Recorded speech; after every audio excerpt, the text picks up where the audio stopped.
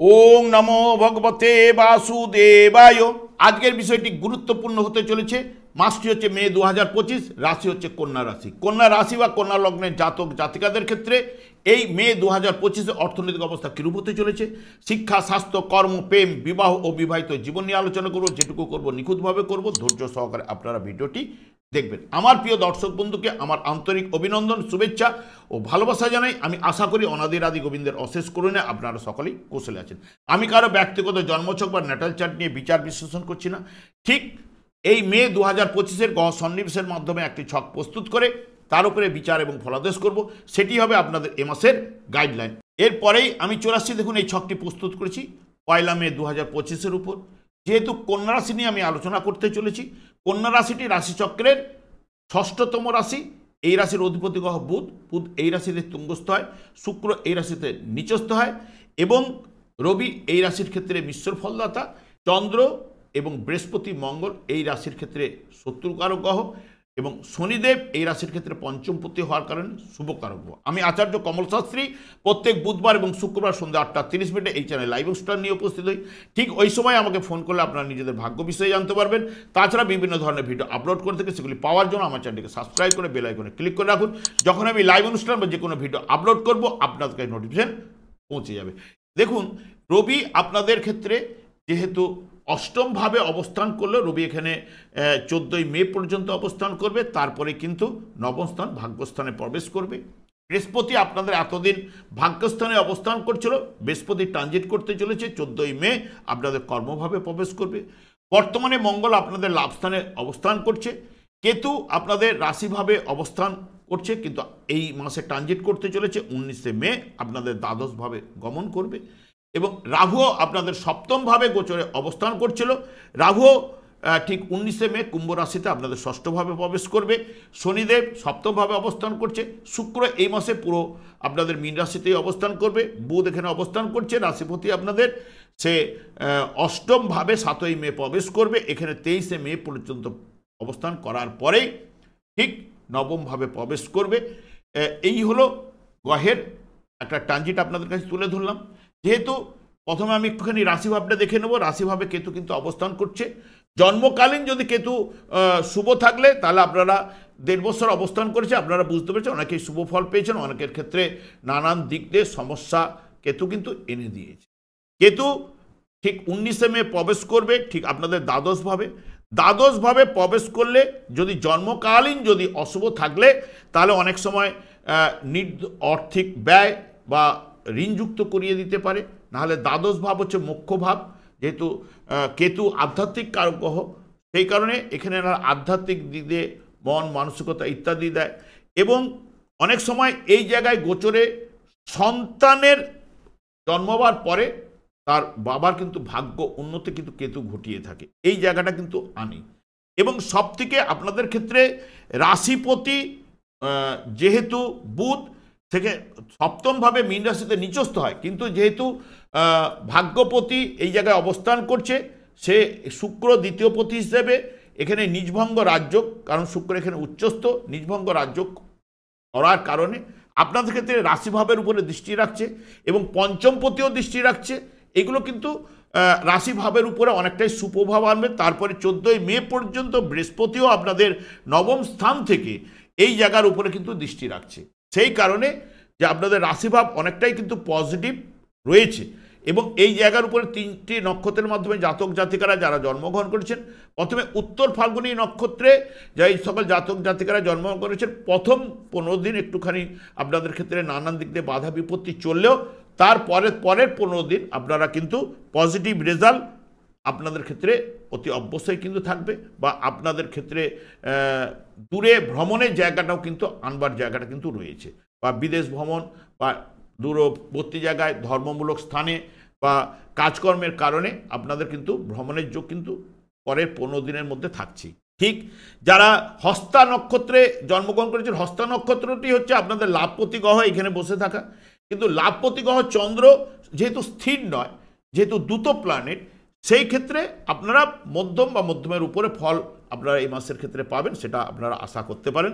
যারা চিত্রা নক্ষত্রে যে সকল জাতক জাতিকারা জন্মগ্রহণ করেছেন আপনাদের ক্ষেত্রে এই মাসেও কিন্তু লাভস্থানেই কিন্তু মঙ্গল নিচস্থ অবস্থায় অবস্থান করছে, আপনারাও মধ্যমের কাছাকাছি ফল আপনারা আশা করতে পারেন।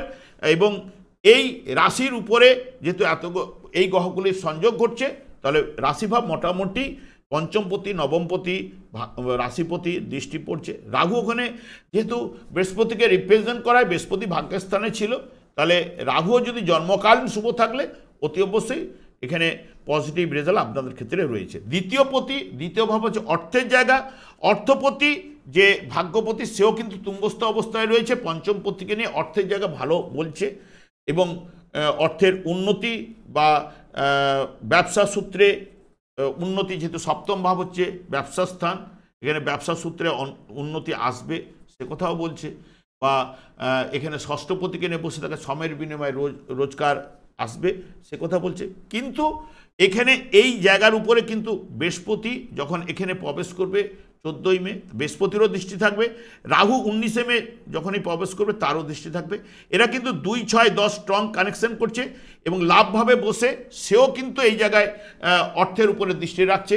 এবং তার সঙ্গে সঙ্গে এখানে অষ্টমপতি যেহেতু মঙ্গল আপনাদের ক্ষেত্রে এবং পঞ্চম ভাবকে দেখছে 2, 5, 8, 11 স্ট্রং কানেকশন হওয়ার জন্য, তৃতীয় ভাব ষষ্ঠ ভাব যুক্ত হওয়ার জন্য এখানে মঙ্গলের থ্রুতে হঠাৎ লাভ, লটারি, ফাটকা, শেয়ার, অপ্রত্যাশিত অর্থ, সম্পত্তি ইত্যাদি ইত্যাদি লাভ কিন্তু মঙ্গলের থ্রুতে রয়েছে।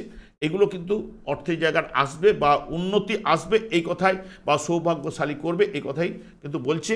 তবে যেহেতু বৃহস্পতিরও দৃষ্টি থাকছে, বৃহস্পতিও আপনাদের কর্মভাবে প্রবেশ করবে এবং ভাগ্যস্থানে রয়েছে, সেই কারণে এখান থেকে যে পজিটিভ রেজাল্ট উঠে আসবে, অর্থনৈতিক জায়গাটা উত্তম রয়েছে।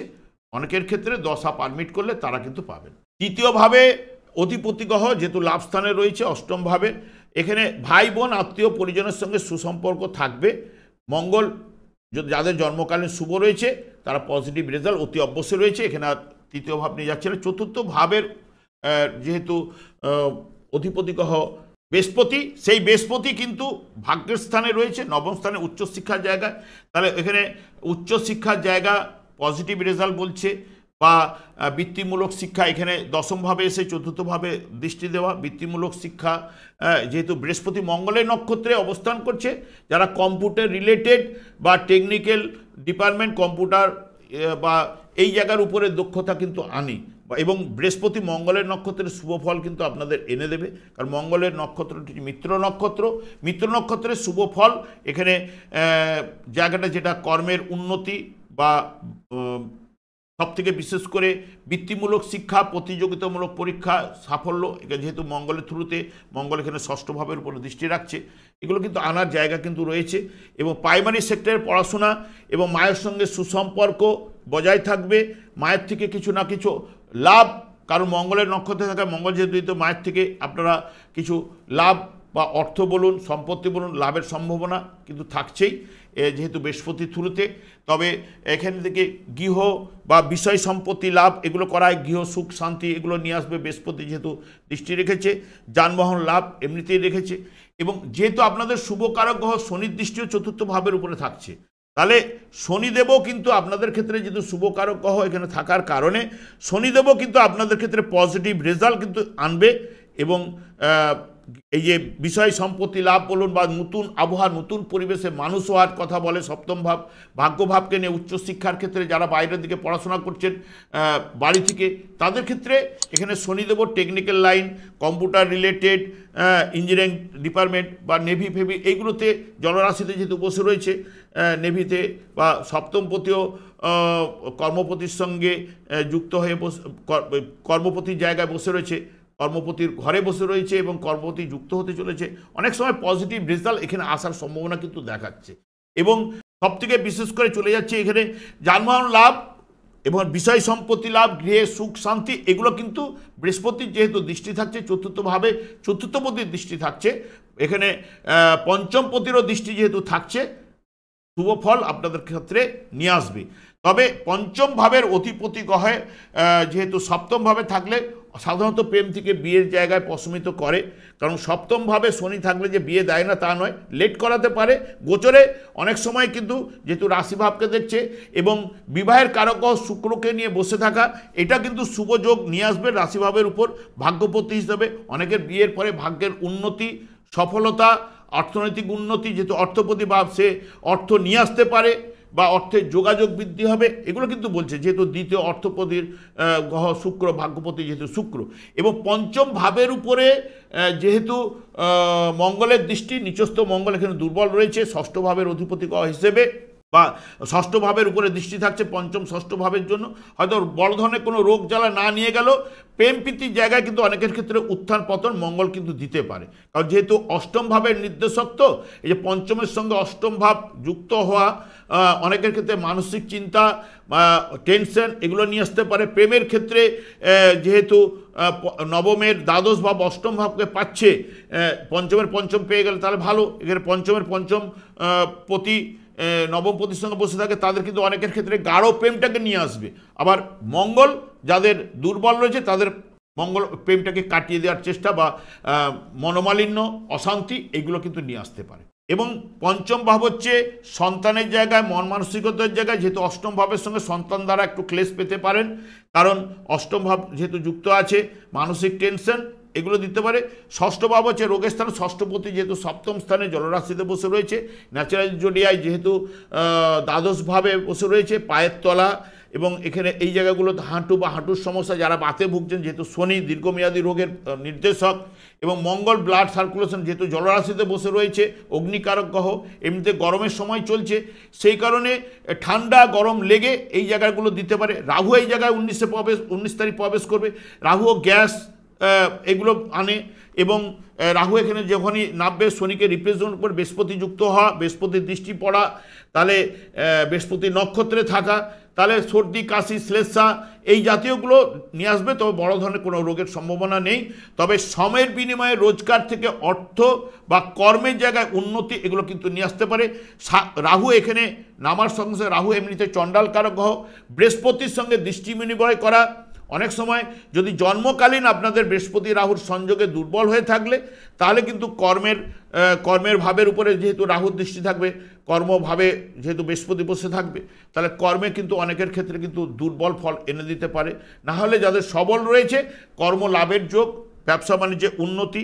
রাহু এই জায়গায় বসলে অহংকারী এবং জেদি করায় সপ্তম ভাবের উপর দৃষ্টি থাকার কারণে, এবং নারী সঙ্গ যদি আপনারা জড়িয়ে পড়েন, এই জায়গায় রাহু কিন্তু এই জায়গাগুলো নিয়ে আসে, তখন কিন্তু নারীর সঙ্গে জড়িয়ে পড়লে সেখান থেকে বদনাম, অপমান হওয়ার সম্ভাবনা দিতে পারে। জন্মকালীন যদি অশুভ থাকলে এই নারী সঙ্গ মানে জয়েন্ট হয়ে যাওয়ার জায়গাটা কিন্তু নিয়ে আসে। তবে শনি এই জায়গায় সপ্তম ভাবে থেকে যেহেতু রাশিভাবকে দেখছে, বুদ্ধিমান, কর্মঠ অতি অবশ্যই কিন্তু করাবে। কিন্তু শনি এই জায়গায় বসলে সাধারণত পঞ্চম ভাবের নির্দেশক হয়ে যাচ্ছে, দ্বিতীয় পতির সঙ্গে যুক্ত অবস্থায় স্ত্রী সুখ এবং সন্তান সুখ থেকে অনেক সময় সমস্যা এনে দেয়, এটা কিন্তু মাথায় রাখবেন। তবে এই জায়গায় শনি, শুক্র, রাহু 19 তারিখ পর্যন্ত এই জায়গায় অবস্থান করার পরে বুধকে নিয়ে বসে থাকা, রাশিপতিকে নিয়ে বসে থাকা, রাশির উপর দৃষ্টি দেওয়া, এই জায়গা থেকে যে মঙ্গলের উপর যে দৃষ্টিটা আসছে রাহুর থ্রুতে, এইটা আপনাদের ক্ষেত্রে কিন্তু অনেকের ক্ষেত্রে কিন্তু অশুভ সময় বা অশুভ যাবে এইটুকু বলবে। কারণ সবথেকে বিশেষ করে মঙ্গলের উপরে দৃষ্টি দেওয়া মানে মাথার উপরে বা পায়ে চোট আঘাত লাগার সম্ভাবনা কিন্তু এনে দিতে পারে, বা অনেকের হাত ভেঙে যাওয়া এইগুলোও কিন্তু আনতে পারে। কারণ দ্বিতীয় ভাবকেও এখানে পাচ্ছে, তৃতীয় ভাবের অধিপ বাহু এগুলো সব যুক্ত হওয়া, এই যে হাত পা ভেঙে যাওয়া বা মাথার উপরে চোটাঘাত লাগা, যেহেতু মঙ্গল মাথাকে নির্দেশ করে, এবং এখানে রাশিভাবকে দেখে মানে সেটাও মাথা পুরো মস্তিষ্ক নির্দেশ করছে। সেই কারণে এই জায়গাগুলোতে একটু সাবধানতা অবলম্বন করতে পারলে ভালো। সপ্তমভাবে শনি থাকলে বিয়ের যোগ আনে। তবে শনি এই জায়গায় থাকার জন্য এবং সপ্তমপতি দশমে থাকার জন্য এখানে গোচরে থাকবে, প্রথমে নবমভাবে থাকছেই 14 তারিখ পর্যন্ত। তবে মানে স্ত্রীর সঙ্গে সুসম্পর্কের জায়গায় অনেক সময় কিন্তু মনোমালিন্য কিন্তু নিয়ে আসতে পারে শনি। কারণ শনি সাধারণত সাংসারিক জীবনে কিছুটা বা পারিবারিক জীবনে কিছুটা একটু অশান্তি আনেই। সেই কারণে ওই বিষয়ে একটুখানি সতর্কতা অবলম্বন বা মিলঝুল করে চললে আপনাদের ক্ষেত্রে ভালো। আর যেহেতু এই জায়গা থেকে রবি অষ্টমভাবে থাকছে, রবি অষ্টমভাবে কিন্তু সেরকম শুভ ফল কিন্তু প্রদান করতে পারে না। দ্বিতীয়ভাবে থাকার জন্য অনেকের ক্ষেত্রে অর্থহানি বা আর্থিক ব্যয় এগুলো কিন্তু ঘটাতে পারে। পরিবারে কিছুটা অশান্তি রবি 14 তারিখ পর্যন্ত থাকলেও এগুলো কিন্তু আনতে পারে। যদি জন্মকালীন শুভ থাকলে এগুলো কিছুটা কমবে। তবে রবি নবমভাবে যখনই যাবে, নবমভাবে দশমভাবে এগুলো গোচরে শুভ ফল প্রদান করে থাকে রবি, এবং সৌভাগ্যবান, ধনী করায়, সম্পত্তির যোগ এনে দেয়, ভাগ্য উন্নতি করায়। তবে এখানে নবমভাবে গেলে অনেকের ক্ষেত্রে কিন্তু ভ্রমণের যোগটাকে কিন্তু খুব স্ট্রং করে নিয়ে আসবে। কারণ নবমভাবে গেলে দ্বাদশপতি হিসেবে তৃতীয় ভাবের উপর দৃষ্টি, 3, 9, 12কে যেহেতু যুক্ত হওয়া, এবং বুধও 24 তারিখ এখানে এসে যুক্ত হয়ে যাবে। যখন এই 24 তারিখ যুক্ত হয়ে যাবে অনেকের ক্ষেত্রে ভ্রমণ যোগ এনে দিতে পারে। বিদেশ ভ্রমণ বলতে পারেন, বা দূর ভ্রমণ বলতে পারেন, বা ধর্মীয় স্থানে গমন করতে পারে। কারণ দ্বাদশ ভাবের অধিপতি গ্রহ যেহেতু ওখানে বসবে নবম স্থানে, এইগুলো কিন্তু করাবার বা কর্মসূত্রে অনেকের ভ্রমণ এগুলো কিন্তু দেয়। এগুলো আনার সম্ভাবনা কিন্তু থাকছেই। এবং সবথেকে বিশেষ করে এই জায়গায় বৃহস্পতি 14 তারিখ পর্যন্ত এতদিন ছিল, এবার আপনাদের কর্মস্থানে আসছে, কর্মলাভ এগুলো কিন্তু আনবে।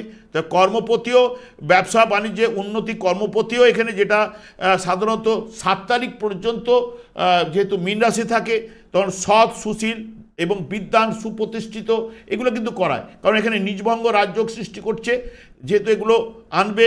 এবং তার সঙ্গে সঙ্গে অষ্টমভাবে আবার পজিটিভ, গুণী এবং যশস্বী, বিনয়ী, পরোপকারী, গুপ্তবিদ্যায় আগ্রহী বা পারদর্শী এগুলো কিন্তু আনে। নবমভাবে যাওয়া মানেই ভাগ্যের উন্নতি, রাশিপতি বা লগ্নপতি এবং রবির সঙ্গে যুক্ত হওয়া এখানে পজিটিভ রেজাল্ট অতি অবশ্যই কিন্তু এনে দেবে। তবে এই জায়গাটা যোগটা কিন্তু চলছে, এবং শুক্র যেহেতু ভাগ্যপতি হিসেবে সপ্তম স্থানে তারা থাকা, অনেকের বিয়ের পরে ভাগ্য উন্নতি ঘটবে সেটাই কিন্তু বলছে। শুক্র এই জায়গায় তুঙ্গস্থ থাকে। শুক্র যে নক্ষত্রগুলো দিয়ে পাস করবে, আপনাদের উত্তর ভাদ্রপদ নক্ষত্র থাকলে রেবতী নক্ষত্রে প্রবেশ করে যাবে। রেবতী নক্ষত্রে প্রবেশ করে তাহলে আপনাদের রাশিপতির নক্ষত্রে শুভ ফল অতি অবশ্যই আনবে, এই কথাই কিন্তু বলছে। সবথেকে বিশেষ করে সৌভাগ্য বৃদ্ধি, বিয়ের পরে ভাগ্য উন্নতি এবং কর্মলাভের যোগ, আর্থিক উন্নতি এগুলো কিন্তু দেবে। এই জায়গাগুলো পজিটিভ রেজাল্ট কিন্তু রয়েছে, এইটুকু আপনাদের বলতে পারি। অষ্টম ভাব নিয়ে আমি আলোচনা করেছি। অষ্টম ভাবের অধিপতি গ্রহ যেহেতু একাদশ স্থানে, দ্বিতীয় ভাবের উপর দৃষ্টি, এই অষ্টম ভাব, একাদশ ভাব অপ্রত্যাশিত অর্থ লাভের জায়গাটা আনে। অনেকে বলে অপ্রত্যাশিত অর্থ আমরা পাই না, কারণ আপনাদের পার্সোনাল জন্মছক কিন্তু একজনের জন্মছক বিচার হচ্ছে না। এটা হচ্ছে সারা যারা কন্যা রাশির জাতক জাতিকা রয়েছে সবার ক্ষেত্রে ইন জেনারেল বিচার করা হচ্ছে। অনেকের ক্ষেত্রে আপনি পাননি ঠিক আছে, অনেকে কিন্তু পাবে। অনেকে অপ্রত্যাশিত অর্থ লাভের জায়গাটা আনবে, যাদের দশা অন্তর্দশা পারমিট করবে, বা হঠাৎ লাভ, লটারির যোগ এখানে মঙ্গল যেটা বলছে সেটা কিন্তু আনবে। যাদের মঙ্গলের দশা, অন্তর্দশা বা যেই গ্রহের দশা চলুক না কেন, সে যদি মঙ্গলের সঙ্গে যুক্ত থাকে বা মঙ্গলের নক্ষত্র থাকলে, এখন গোচরে এই জায়গায় গেছে, সেই গোচরে যাওয়াকালীন এই ফলটা আপনাদের কাছে উঠে আসবে। আপনারা ভাবেন আমরা পাই না বা মেলে না, আপনার পার্সোনাল জন্মছক দেখান, তাহলে কিন্তু বুঝতে পারবেন যে আপনার মিলছে কিনা। পার্সোনাল জন্মছক হুবাহু মিলে যাবে। আর এখানে গোচর ফল এটা আকাশে এই মুহূর্তে এই গ্রহগুলো ঘুরছে এবং তাদের অবস্থান অনুযায়ী বিচার করা হচ্ছে। আর আপনাদের জন্মকালীন একটি গ্রহদের অবস্থান স্থির অবস্থায় রয়েছে, গ্রহগুলো দশা অন্তর্দশা অনুযায়ী আপনারা ফলগুলো পাবেন। আপনাদের যদি এই দশা চলে, এই সময় কিন্তু আপনি ফল পেতে বাধ্য। মানে হঠাৎ লাভ, লটারি, ফাটকা, অপ্রত্যাশিত অর্থ পেতে বাধ্য। তবে বৃহস্পতি কর্মস্থানে যাওয়া মানে ব্যবসা বাণিজ্যে উন্নতি এগুলো কিন্তু ঘটাবেই। তো ব্যবসা সূত্রে বা চাকরির সূত্রে ষষ্ঠ ভাবের উপরে দৃষ্টি যাচ্ছে, কর্মলাভের যোগ এগুলো কিন্তু বৃহস্পতি কিন্তু আনবে। এবং যেহেতু কেন্দ্রভাবে আপনাদের অবস্থান করছে, কেন্দ্রভাবে অবস্থান করার জন্য দেখবেন পুরো মাত্রায় এখানে দশমভাবে অবস্থান করা মানেই এখানে দ্বিতীয় ভাবের উপর দৃষ্টি এবং এই জায়গার উপরে দৃষ্টি থাকছে, তার কর্মলাভের যোগ অতি অবশ্যই রয়েছে। যদি রাহু আপনাদের ক্ষেত্রে যদি জন্মকালে শুভ না থাকলে, রাহু বৃহস্পতিকে ডমিনেট করতে পারে, কারণ রাহু চণ্ডাল কারক গ্রহ এবং বৃহস্পতি যে দেবগুরু, তাহলে রাহুর ক্ষমতাটা একটু বেশি। সেই কারণে অসুররা দেবতাদের সঙ্গে কিন্তু একটা সংযোগে এখানে দেবতাকে অর্থাৎ দেবগুরুকে কিছুটা হলো দুর্বল করবে, তাদের ক্ষেত্রে কর্মের সমস্যা পেতে পারেন। একাদশে এখন 6 তারিখ পর্যন্ত জুন মাসের মঙ্গল কিন্তু অবস্থান করবে।